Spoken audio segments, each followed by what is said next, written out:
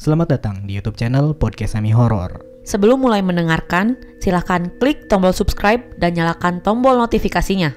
Jangan lupa untuk gunakan headset kalian dan selamat mendengarkan.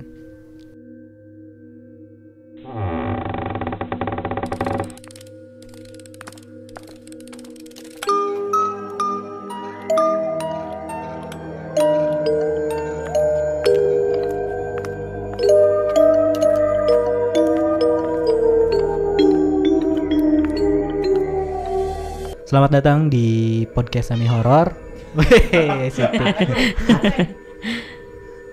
Selamat datang di Podcast Semi Horor. Di episode kali ini kita bakal bacain cerita dari siapa? Tian Rostiani. Yuk Langsung aja nih. Kerasukan, pertolongan sosok harimau goib, based on a true story.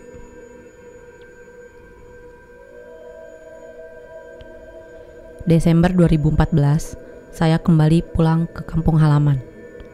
Setelah sebelumnya saya pergi ke Jakarta untuk mengantar keponakan saya yang mendapat panggilan untuk melaksanakan tes kerja di salah satu perusahaan. Dan di Jakarta pula lah saya kemudian bertemu dengan seseorang yang alhamdulillah sampai sekarang seseorang itu menjadi orang tua angkat saya. Saya bisa seperti sekarang ini karena bimbingan dari beliau.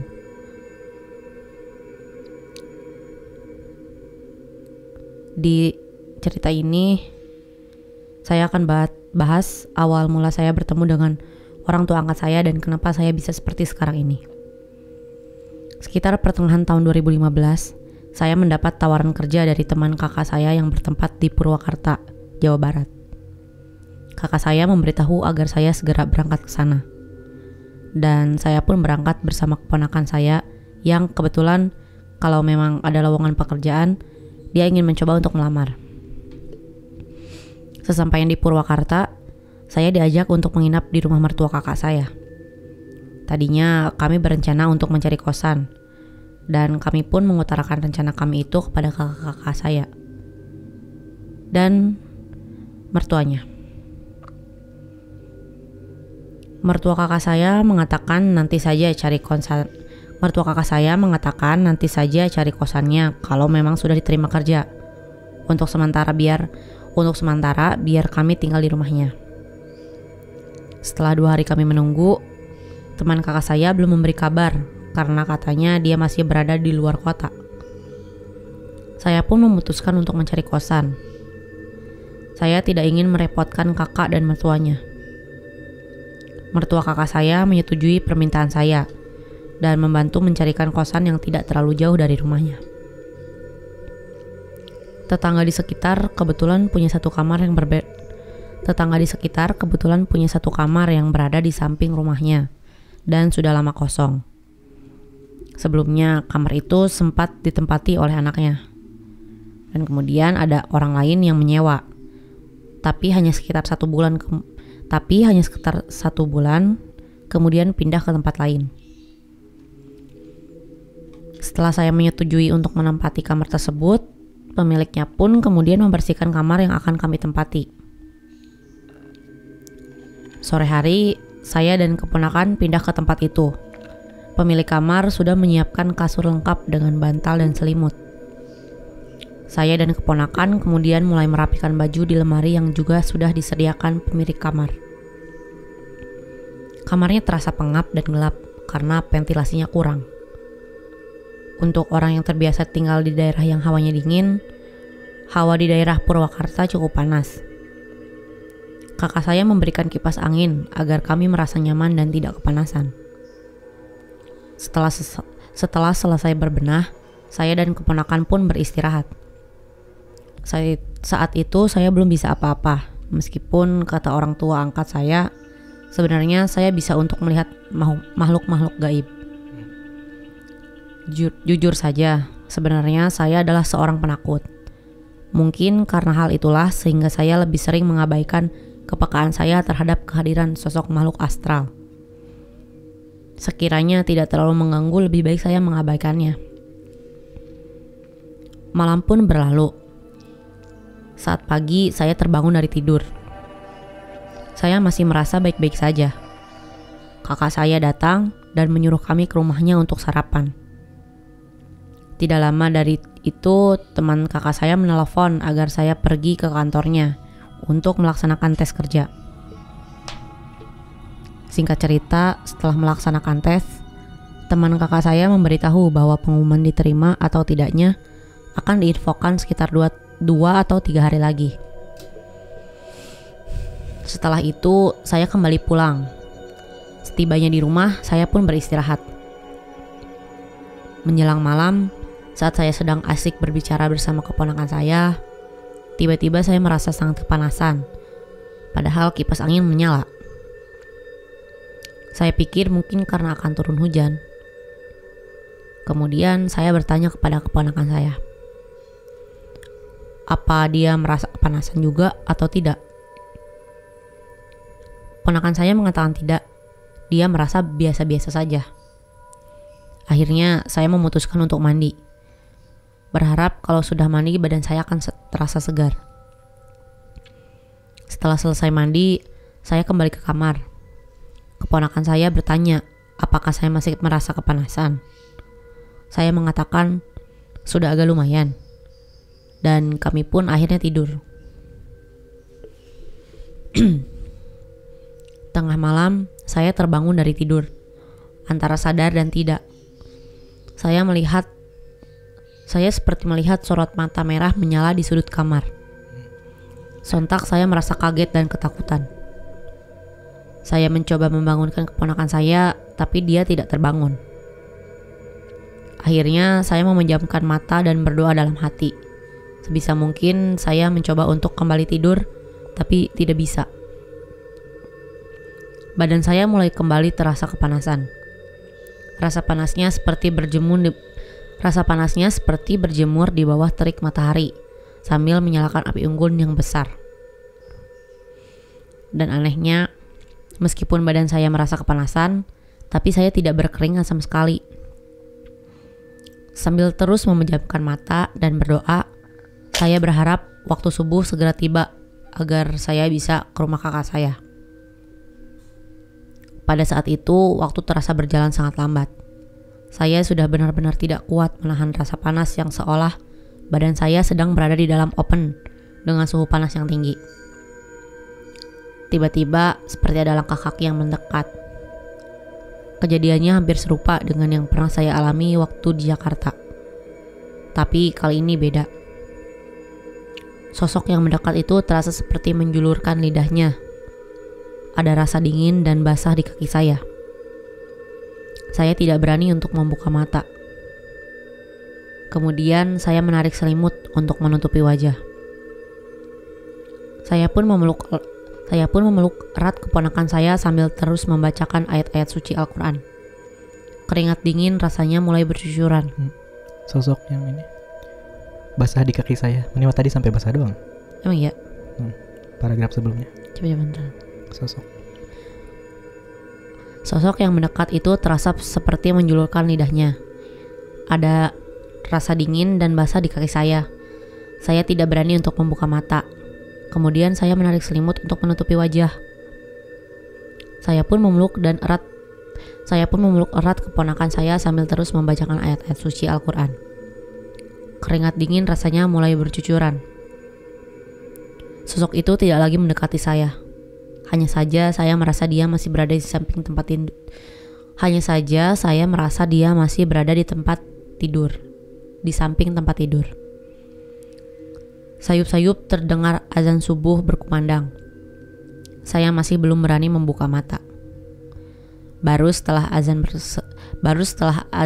selesai berkumandang, saya memberanikan diri untuk membuka mata saya dan membangunkan keponakan saya untuk sholat subuh. Aneh memang, ketika itu juga badan saya kembali normal dan tidak sedikit pun merasa kepanasan. Saya tidak mengatakan apapun kepada keponakan saya mengenai apa yang tadi saya alami dan saya lihat, karena saya tidak ingin membuatnya takut. Karena badan saya sudah kembali normal, saya pun mengurungkan niat untuk pergi ke rumah kakak saya. Setelah selesai sholat, saya kembali berbaring karena saya merasa ngantuk setelah semalaman tidak bisa tidur.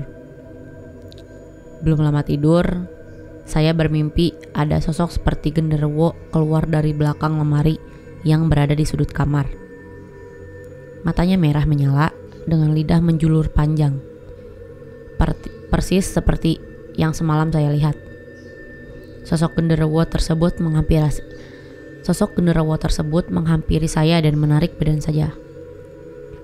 Kuku tangannya yang runcing dan tajam itu mencengkram tangan saya. Terasa sangat menusuk sampai tangan saya berdarah.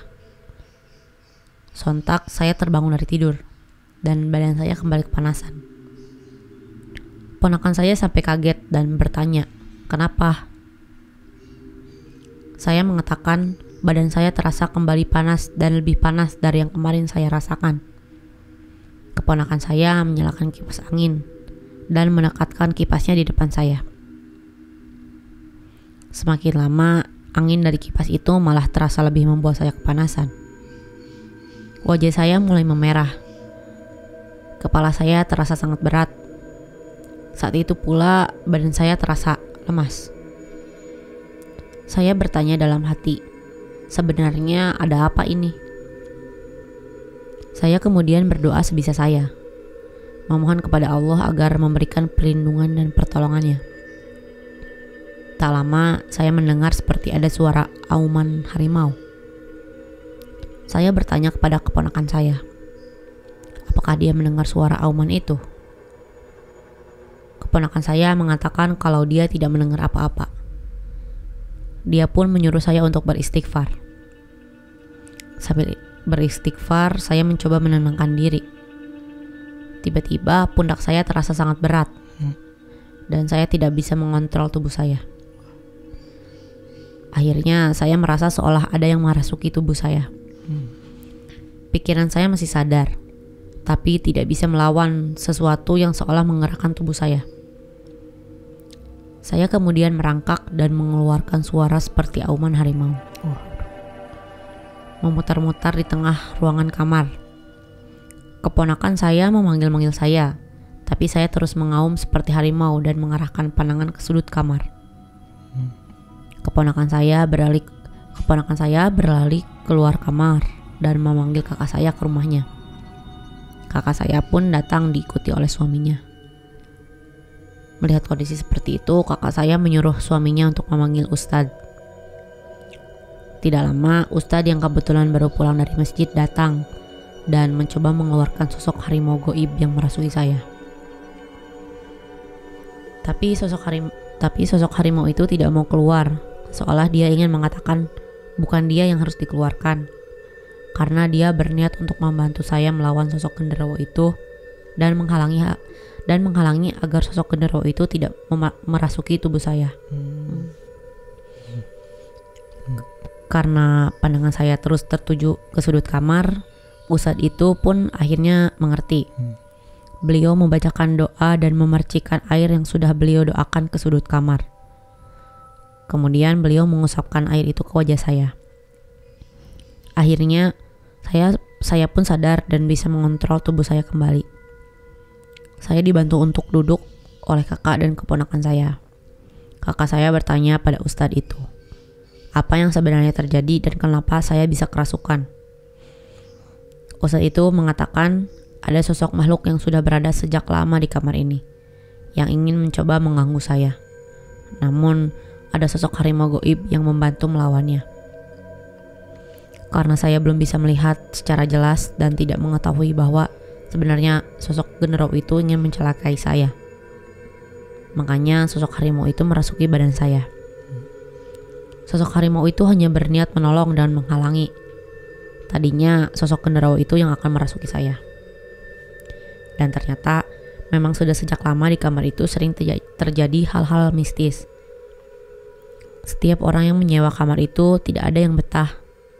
Pemilik tempat tersebut kurang mempercayai hal-hal seperti itu. Tapi setelah kejadian itu, dia pun meminta ustadz tersebut agar sekalian membersihkan kamar yang kami tempati dari hawa negatif dan mengusir sosok goib yang menjadi penghuninya. Ustadz mengatakan bahwa beliau melihat sosok harimau yang merasuki saya sudah membawa genderuwo itu pergi. Jadi tinggal melakukan pembersihan dari sisa energi negatif dan menetralkannya kembali. Sebenarnya beberapa hari ini sosok harimau yang entah dari mana asalnya itu ingin memberitahu saya bahwa ada sesuatu yang akan membahayakan saya. Tapi saya tidak peka. Keponakan saya pun menceritakan bahwa dari kemarin saya merasa kepanasan yang berlebih, tapi tidak berkeringat sama sekali. Ustadz menjelaskan bahwa itu adalah reaksi dari benturan energi yang terjadi. Energi negatif dari sosok genderuwo dan energi positif dari sosok harimau itulah yang saling berbenturan. Tapi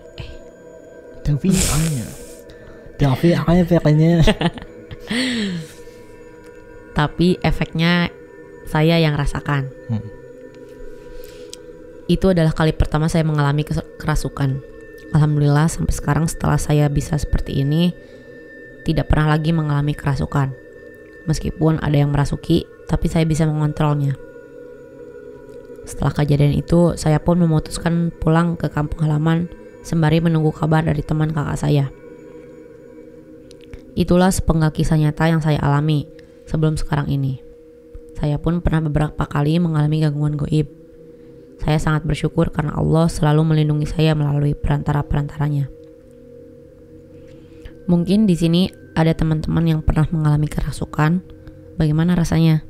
Kalau yang saya rasakan seperti yang saya ceritakan tadi.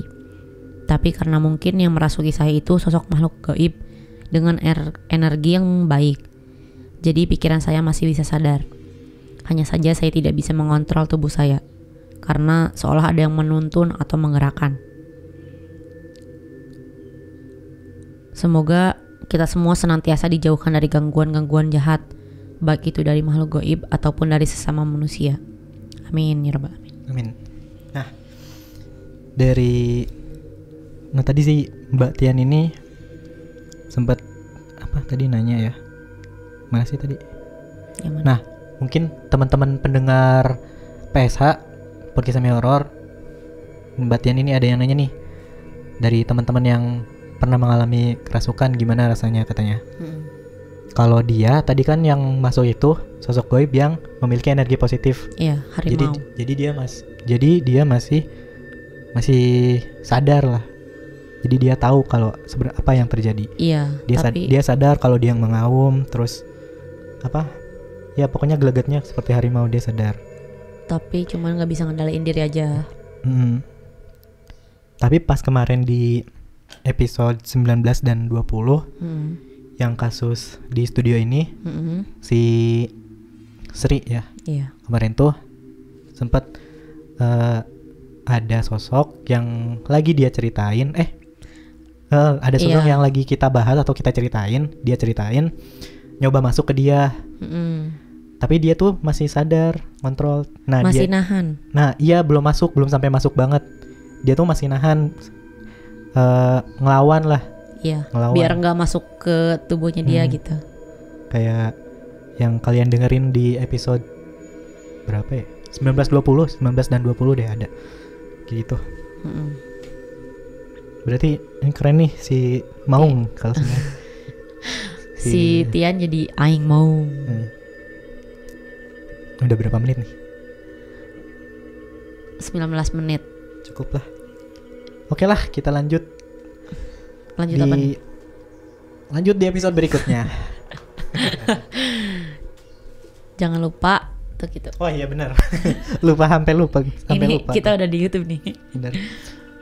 Buat teman-teman yang pengen kirim cerita, boleh DM Instagram kita di @podcastsemiHoror dan di Twitter @pod_semihoror, atau langsung aja klik link yang ada di bio-nya. Iya. Jangan lupa juga buat subscribe, like, dan komen.